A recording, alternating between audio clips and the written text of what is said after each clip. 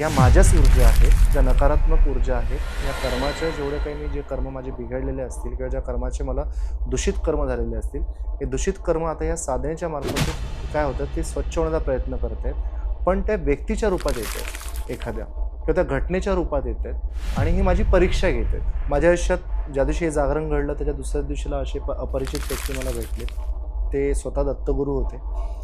हा पहिला माझा ॲक्च्युली अनुभव तुम्हाला सांगू शकतो, कारण की त्यांनी मला जे मार्गदर्शन केलं 1.5 तासात आणि त्या रात्रीच्या ज्या घटनांबद्दल त्यांनी मला स्वतःहून सांगणं सुरुवात केली आणि ते सांगत असताना त्यांनी मला बऱ्याच गोष्टींनी त्यांना हे सांगण्यात आलं की तुला आता 6 महिने काय करायचं आहे आणि या वर्षभरात तुझा प्रवास कसा घडणार आहे, याचे सगळे संकेत त्यांनी मला देऊन गेले की जेव्हा गुरुदेव दत्तात्रय तुम्हाला मार्गदर्शन करण्यासाठी कुठल्या ना कुठल्या गुरूंच्या मार्फत म्हणा किंवा कुठल्या ना कुठल्या सिच्युएशनच्या मार्फत त्या घटनांच्या मार्फत ते तुम्हाला मार्गदर्शन करतात इतकं नक्की आहे.